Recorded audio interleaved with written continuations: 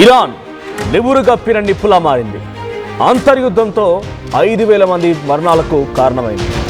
24,000 మందిని అరెస్ట్ చేశారు. మరోవైపు అటువైపు సైన్యంలో కూడా 500 మంది సైన్యాన్ని సుమారుగా ఇరాన్ ప్రజలే నిప్పంటించి హతమార్చారు. ఒకరిద్దరు కాదు, ఈ స్థాయిలో మరణాలు ఎప్పుడు కూడా ఇరాన్ దేశం చూసి ఉండదు. డెఫినెట్గా దీని వెనుక అమెరికా హస్తం తప్పకుండా ఉంది. అమెరికా ప్రోద్బలం, అమెరికా సపోర్ట్తోనే ఈ స్థాయిలో ఉద్యమాలు నడిచాయండి అనడంలో ఎటువంటి అతిశయోక్తి కాదేమో. అమెరికా వెన్నుదన్నుగా ఉండి అమెరికా పదే హెచ్చరిస్తూ, అమెరికా పదే మాట్లాడుతూ, మీరు ఎవరైనా కనుక అక్కడి నిరసనకారులను టచ్ చేస్తే మిమ్మల్ని లేపేస్తాం అంటే నిరసనకారులకు సపోర్ట్ ఇవ్వడమే కదా. ఈ స్థాయిలో అక్కడ అంతర్యుద్ధం జరుగుతూ ఉందన్నప్పుడు డెఫినెట్గా అమెరికా అధ్యక్షుడు డొనాల్డ్ ట్రంప్ యొక్క సహకారంతో అనేది అలీ కమేనీ చెప్తున్నారు. ఇంటర్నేషనల్ లెవెల్లో చర్చ జరుగుతోంది. రష్యా అధ్యక్షుడు అదే మాట్లాడుతున్నాడు. చైనా చెప్తోంది అదే, ఎవరు చూసి అదే మాట మాట్లాడుతున్నారు. సో అమెరికాకి ఇక్కడ ఇంతలా దిగజారిపోవడానికి గల ఆ పరిస్థితి ఎందుకు అవసరం అని అంటే, ఇక్కడ ఉన్నటువంటి ప్రస్తుత సుప్రీం లీడర్ అలీ కమేనీ కంప్లీట్గా ఇస్లామిక్ దేశంగా ఉంచుతూ ఉన్నారు. ఎవరి మాట వినిపించుకోడు, అమెరికాని పట్టించుకోడు. కొన్ని వాళ్ళకంటూ ఇలా ఇస్లామిక్ నేషన్గా ఉంది కాబట్టి వాళ్ళకంటూ కట్టుబాట్లు ఉంటాయి, రకరకాల మాటలు చెప్తూ ఉంటాడు.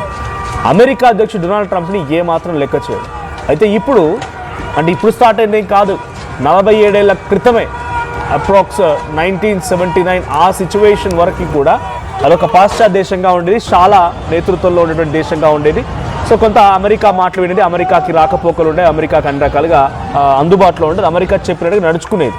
ఎప్పుడైతే ఇస్లామిక్ దేశంగా మారాలని చెప్పి ఆ దేశ ప్రజలు మొత్తం కూడా అలీ కమేనీ తోడయ్యారో, మత పెద్దలంతా కూడా, అప్పటి నుంచి తమ చేతుల్లో నుంచి అమెరికా ఆ దేశాన్ని కోల్పోయింది. ఇరాన్ ఇస్లామిక్ దేశంగా కంప్లీట్గా మారిపోయి అలీ కమేనీ సుప్రీం లీడర్ అయిపోయారు. ఇకప్పటి నుంచి ఇదంతా నివురుగా నిప్పులాగా అమెరికా అధ్యక్షుడు ఇప్పుడున్న డొనాల్డ్ ట్రంప్ కానీ, గతంలో అమెరికా అధ్యక్షుడు ఎవరున్నా కూడా కొంత ఇరాన్ పైన ఆగ్రహంతోనే ఉంటూ ఉంటారు. కానీ ఇప్పుడున్నటువంటి అధ్యక్షుడు ఏంటంటే ఏదైనా కూడా తేల్చుకుందాం, సరే చూసొద్దాం, కాల్ చేద్దాం అనే రకంగా మాట్లాడుతూ ఉంటారు. గతంలో జో బైడెన్ కానీ, ఒబామా కానీ వాళ్ళు ఉన్నప్పుడు ఇంతటి స్థాయిలో ఎక్స్ట్రీమ్ సిచ్యువేషన్స్ లేవు. అక్కడ ఇరాన్ పైనే కాదు, ఏ దేశం పైన ఇంత ఎక్స్ట్రీమ్గా ప్రవర్తించలేదు వాళ్ళు. కొంత హ్యూమనిటేరియన్ గ్రౌండ్స్లో ఆలోచించేవాళ్ళు. కానీ ఇక్కడ ప్రస్తుత అధ్యక్షుడు డొనాల్డ్ ట్రంప్ మాత్రం ఇన్హ్యూమెన్.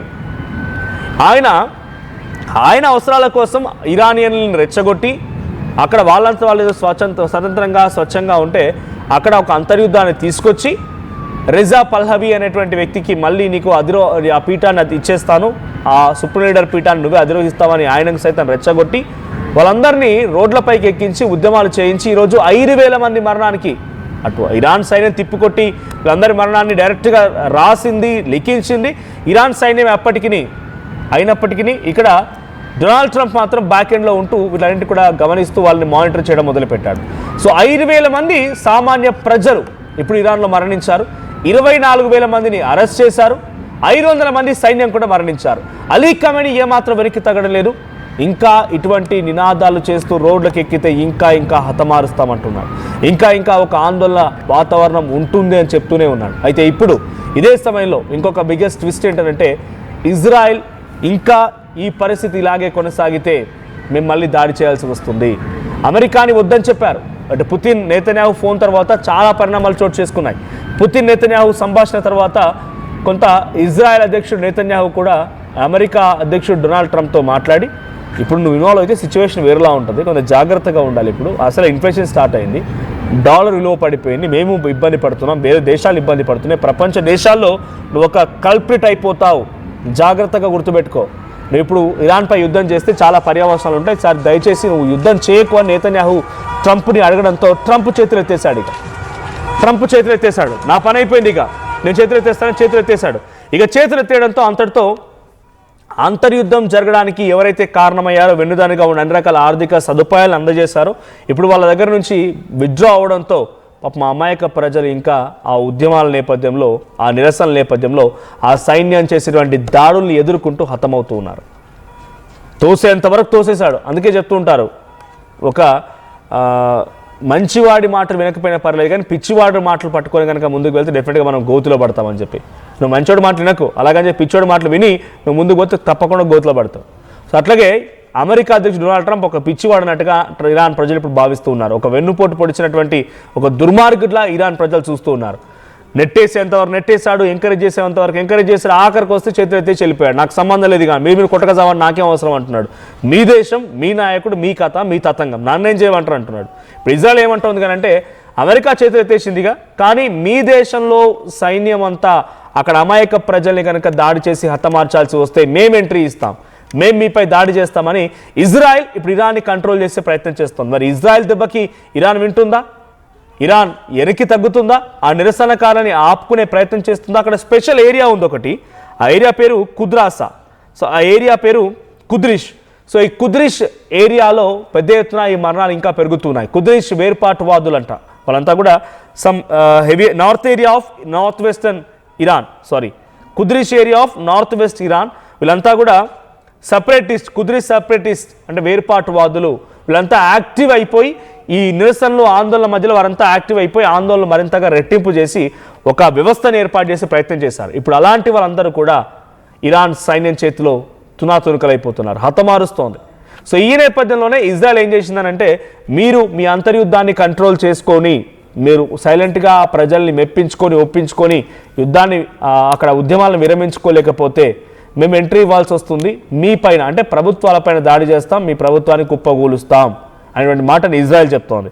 ఒక రకంగా ఈ యుద్ధం అమెరికా ఇరాన్ సంబంధించిన యుద్ధం కొలిక్కి వచ్చిందని చెప్పాలి. కానీ ఇజ్రాయెల్ మాత్రం అక్కడ ఆ అంతర్యుద్ధాన్ని కంట్రోల్ చేయడం కోసం, కొంత సిచ్యువేషన్ని తమ కంట్రోల్లోకి తీసుకోవడం కోసమో లేకపోతే అక్కడ కామ్ అండ్ పీస్ఫుల్ నేచర్ కోసం ప్రయత్నం చేస్తున్నారు. ఒక రకంగా ఇప్పుడు శాంతి కోసమే ప్రయత్నం జరుగుతోంది. కానీ ఇరాన్లో ఉన్నటువంటి అంతర్యుద్ధంలో పాల్గొనేటువంటి అక్కడి సామాన్య ప్రజలు మాత్రం అమెరికా అధ్యక్షుడు తమని మోసగించాడు, మమ్మల్ని వెనుక నుంచి నెట్టి నెట్టి నెట్టి ప్రోత్సహించి ఒక్కసారిగా ఇక చావు బతుకుల్లో ఉన్నామనేసరికల్లా మమ్మల్ని నడి రోడ్డు పైన వదిలేసి వెళ్ళిపోయాడని రకంగా వారంతా భావిస్తూ ఉన్నారు. ట్రంప్కి వ్యతిరేకంగా వారంతా నినాదాలు కూడా చేస్తున్న సిచ్యువేషన్ కనబడుతోంది. ఏదేమైనా ఇరాన్లో అంతర్యుద్ధం ఒక కీలక దశకు చేరుకుందని చెప్పాలి.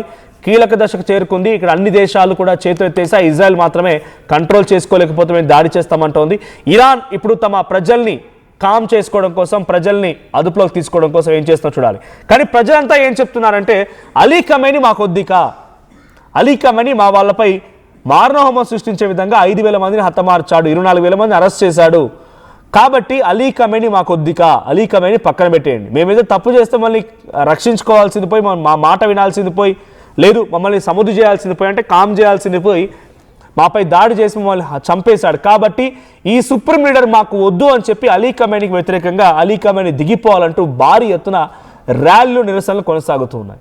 సో డిఫరెంట్గా తెలిసిందే, ఇస్లామిక్ దేశాలంటే అక్కడ ప్రధానులు, అధ్యక్షులు లేకుంటే సుప్రీం లీడర్లు ఉన్నా కూడా అక్కడ వ్యవస్థ మొత్తం కూడా అక్కడి సైన్యం చేతిలో ఉంటుంది.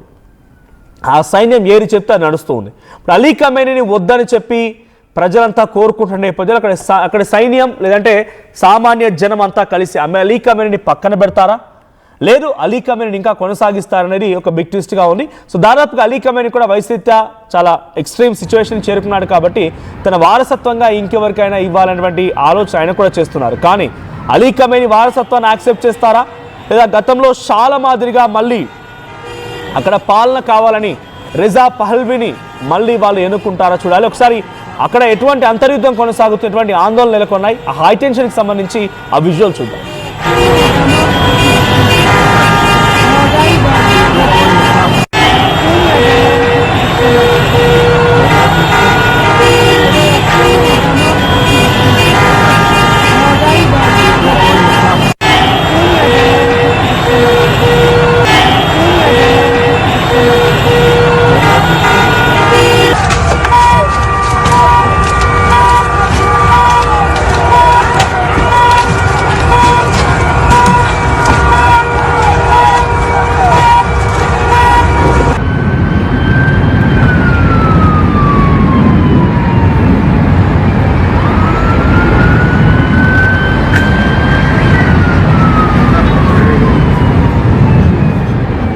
రైట్, ఇదొకటే కాదు, అంతర్యుద్ధం ఎలా జరుగుతుందో చూసాం. ఈ అంతర్యుద్ధం నేపథ్యంలో ఇజ్రాయెల్ హెచ్చరించడమే కాదు, నిన్న రాత్రి మళ్ళీ ఇజ్రాయెల్ నుంచి పలు డ్రోన్లు వచ్చి ఇరాన్ గగనతలం పైన చక్కర్లు కొట్టాయి. ఇరాన్లోకి ఎంట్రీ ఇచ్చి ఇరాన్లో చక్కర్లు కొట్టాయి. మీరు విజువల్స్లో చూస్తున్నారు, సర్కిల్ వేసి కనిపించేది అక్కడ ఇరాన్ డ్రోన్స్ అవన్నీ కూడా. మీరు ఎంత చెప్పినా వినడం లేదు, మీ ప్రజల్ని కంట్రోల్ చేసుకోవడం లేదు, మీలో అంతర్యుద్ధాన్ని కంట్రోల్ చేయడం కోసం ఎటువంటి ఏర్పాట్లు చేయడం లేదు.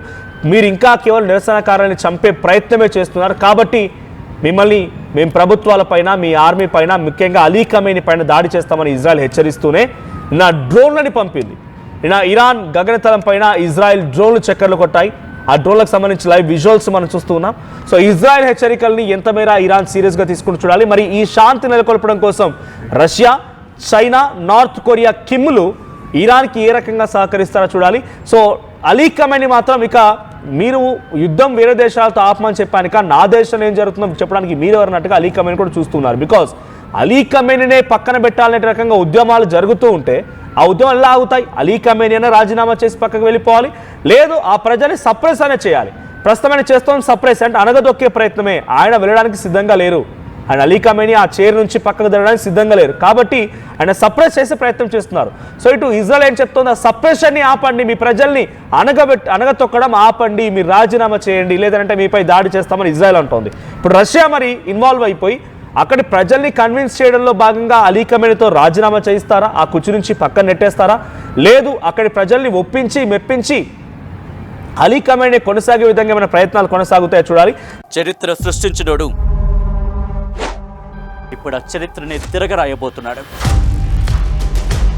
అబద్ధాల గోడల్ని బద్దలు కొట్టి నిజాలను రాగా మీ ముందుంచబోతున్నాడు. నిజమైన వార్తల కోసం వెంటనే డౌన్లోడ్ చేసుకోండి రా యాప్ని.